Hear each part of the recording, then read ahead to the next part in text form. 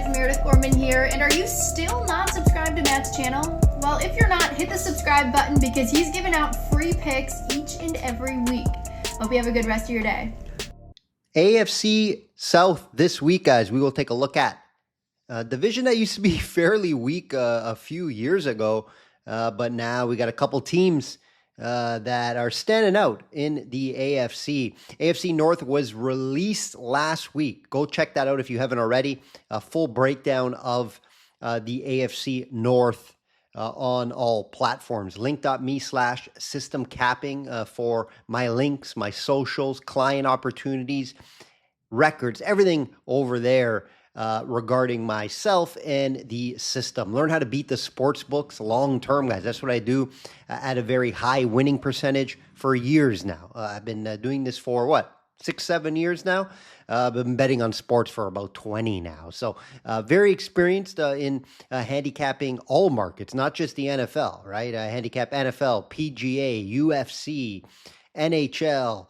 Right now, the focus obviously is the NFL and getting ready for the future market. Like this video, guys, if you're watching on YouTube.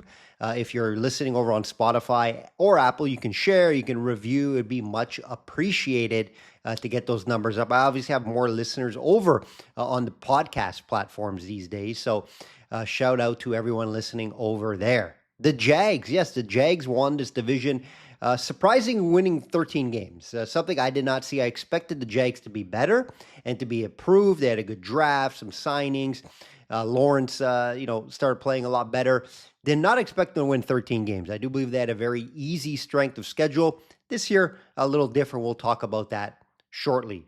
Houston was right behind them at 12 wins.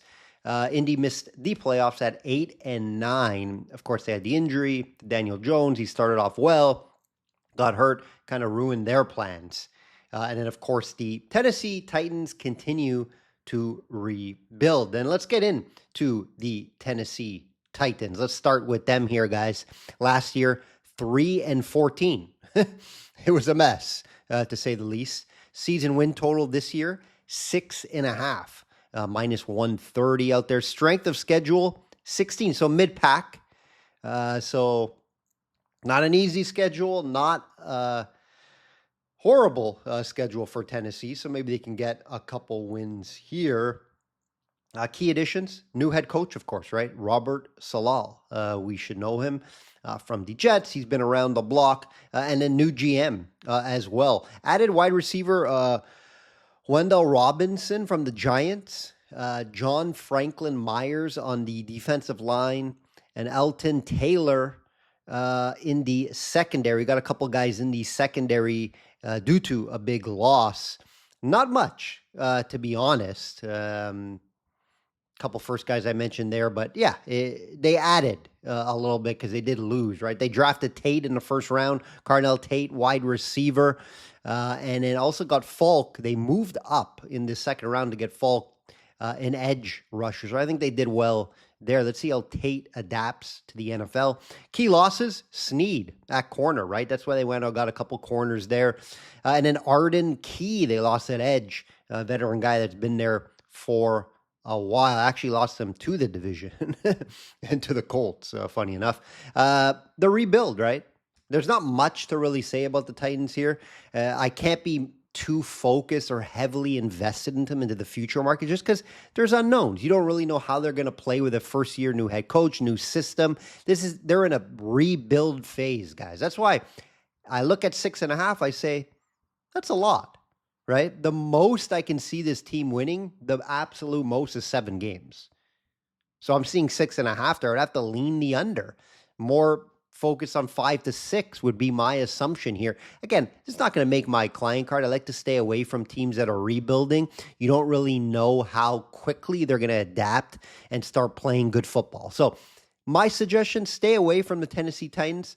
See year 2 of obviously Cam Ward. See how he gets going. See how Robert Saleh, builds this team. Just watch this team. Keep an eye on them.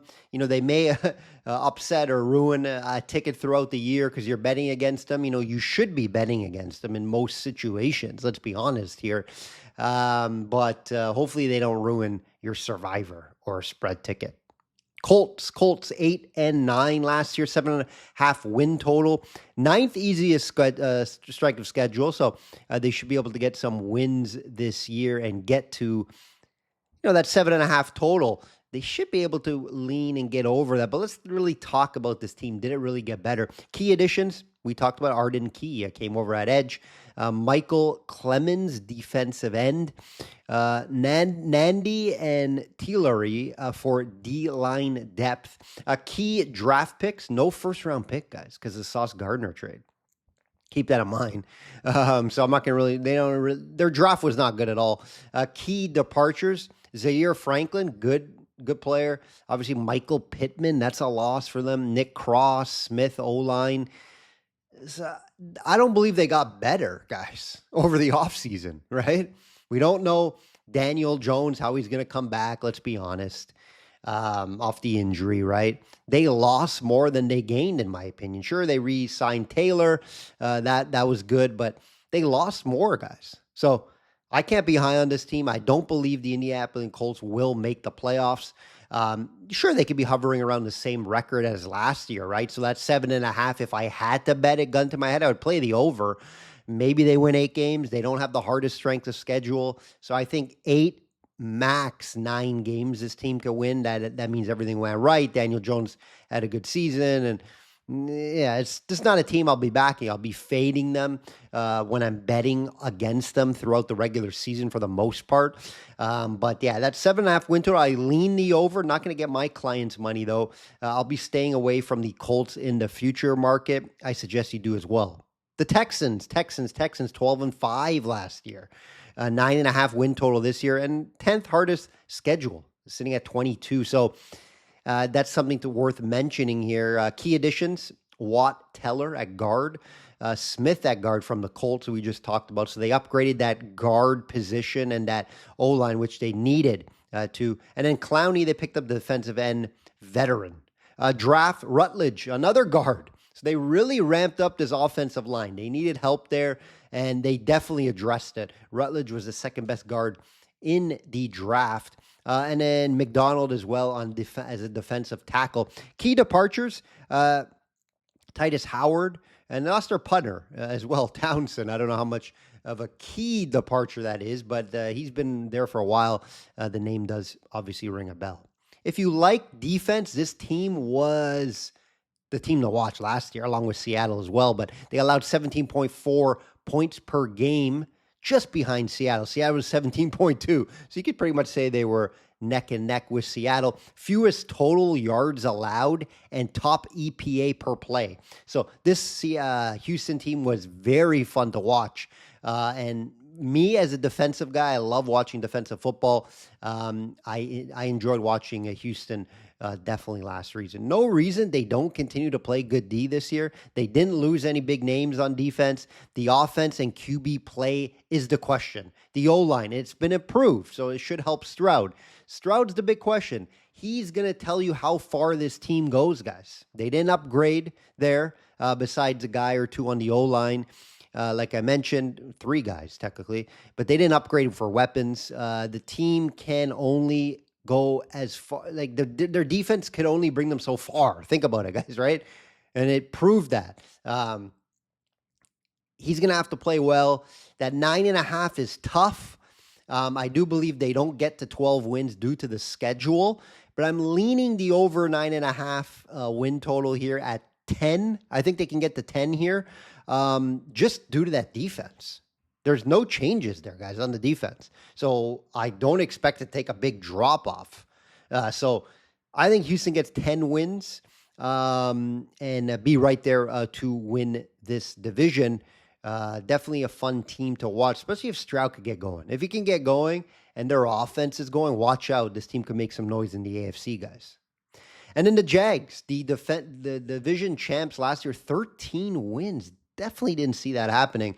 8.5 win total. Look at that big drop off. Even the books are saying last year, fluke. It's not happening this year. Part of the reason, strength of schedule not easy, even though it's mid-pack around 18th. Key additions didn't do much, guys, in the offseason. Chris Rodriguez they added as a running back depth, and a veteran on the defensive tackle line in Ruke. Draft no first rounder. They added a tight end in Nate Boekcher. Added a defensive tackle in the third round, Albert Regis. Some value there on Regis, getting him that late. Key departures, guys. This is the important part. Travis Etienne, Devin Lloyd, and Greg Newsome. Those are three big names. So this team did not get better in the offseason. They got worse. So that's why we're seeing this win total. The strength of schedule is to do that as well. They're not going to get close to the third. Well, I'm not going to say it. They're definitely not getting 13 wins. Could they get over the 8.5? Sure. And that would be my bet. If I were to bet this Jags team, it would be over 8.5. I think they get 9 max, 10 wins this year. They didn't get better. I'm surprised. Obviously, they couldn't due to the salary cap. I get it. But they didn't make enough moves in my eyes. How's the run game going to be? There's a lot of questions with this team heading in. So I actually like Houston to win this division. They would be my play. You can get that plus money around the market due to that defense. And I do believe Jags took a step back where Houston, you could argue they got better. They addressed their biggest need was the O-line. Yes, there are some question marks with Stroud. How's he going to play? I get it. But I do believe Houston wins this division, especially get out there at some plus money. I love that. So favorite plays in this, none of them so far got to my client card, but Texans over win total. I have them around 10, max 11 wins. Jags over 8.5 win total. I think they're hovering around that 9, 10. The Jags should get there. So that's what we play. And then Houston to win the division. There's some free picks for you guys. If you do tail, best of luck. I'll be back throughout the whole month with different divisions that I'll be giving you free plays, breaking down the division, some key additions, get you ready for the season, right? I'm just breaking down who got better, who got worse. Make sure you're making notes for the season. It's very important for the season, guys, to get ready. Not just for the future market, just for the season betting in general. So hopefully you guys enjoyed that. Look out for another AFC video next week. Like I always say, guys, bet smart and know your limits. Enjoy the preseason.